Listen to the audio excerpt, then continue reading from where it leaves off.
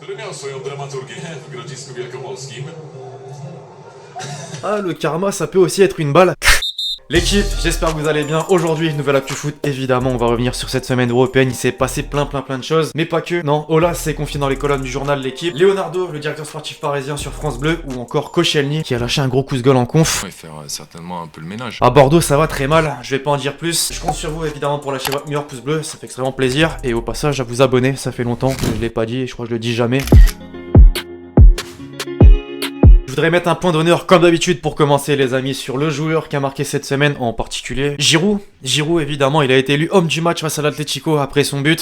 C'est réel ça. C'est vraiment sa came d'envoyer ce genre de pétard. Il a donc marqué sur un retourné acrobatique. Il a donc permis aux siens à Chelsea de l'emporter. On dit souvent les hommes mentent pas les chiffres. Regardez-moi cette stat du buteur français en compétition européenne depuis 2018-2019. Seuls 3 joueurs ont inscrit plus de buts que lui. Lewandowski, Messi et Haaland. Tous Gigi. Tous Rourou. Pour de vrai, je crois qu'il faut continuer à le critiquer. Enfin, on voit qu'il sait faire taire des bouches. À chaque fois, il répond présent. Donc un gros coup de chapeau encore une fois.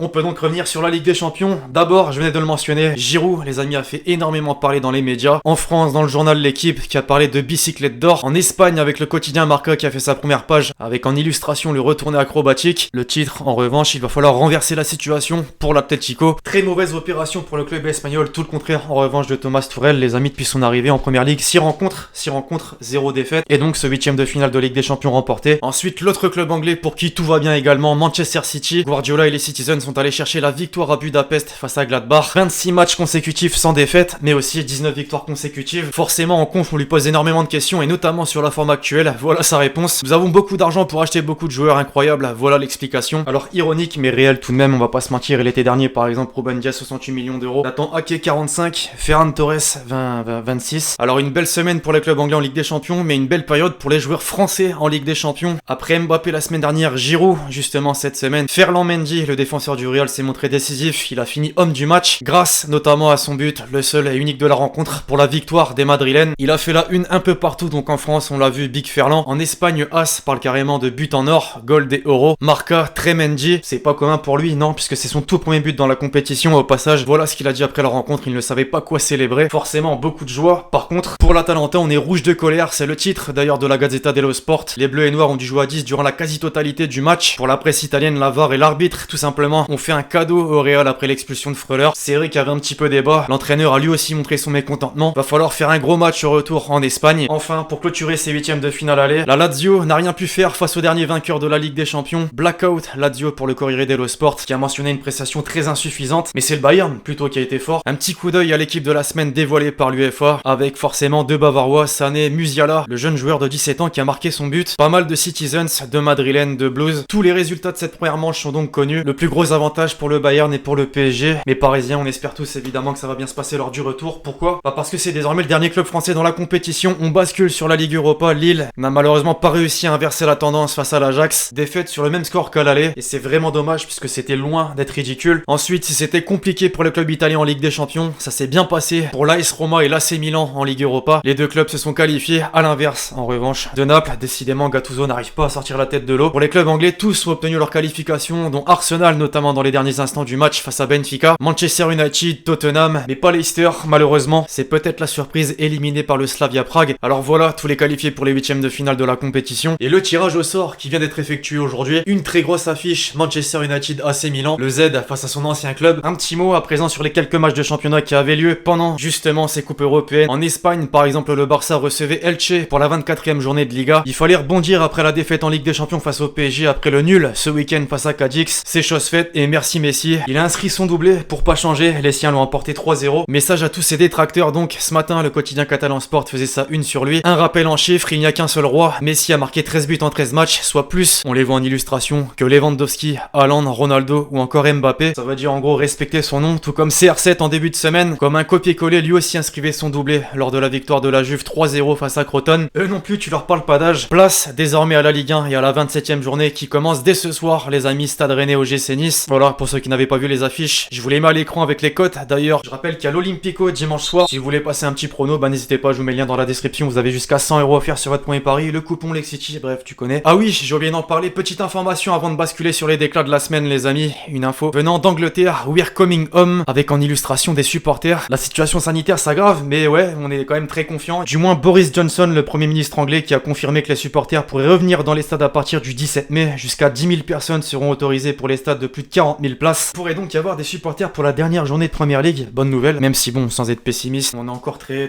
loin.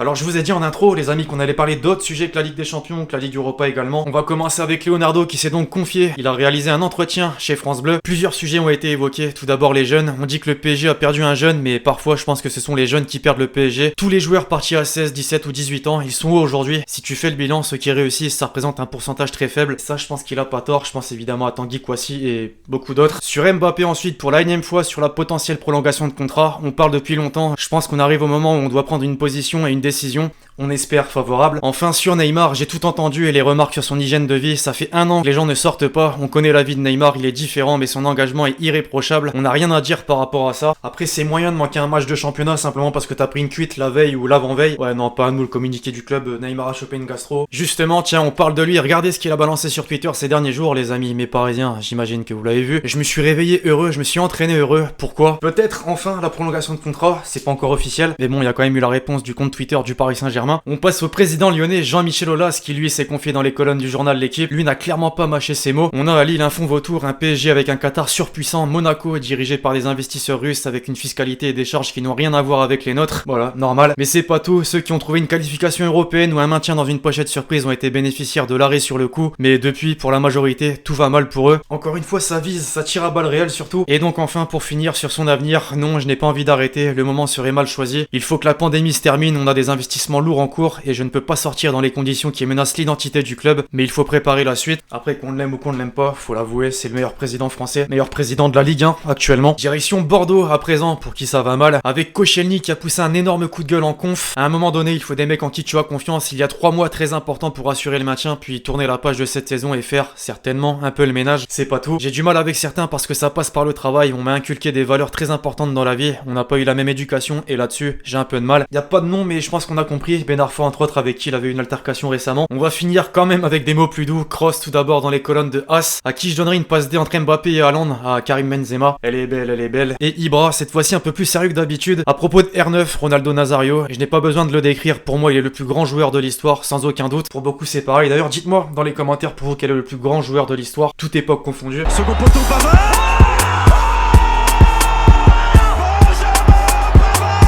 Cette semaine, les amis, je pense que j'ai qu'un seul mot à dire, qu'un seul nom surtout à dire, Giroud, se retourner.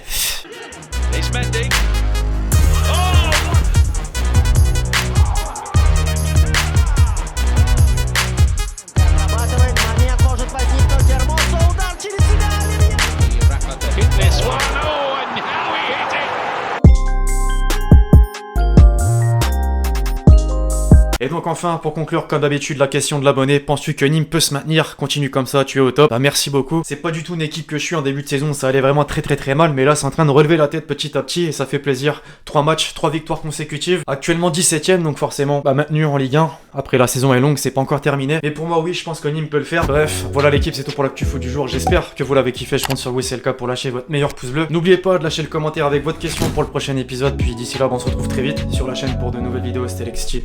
Ciao ciao.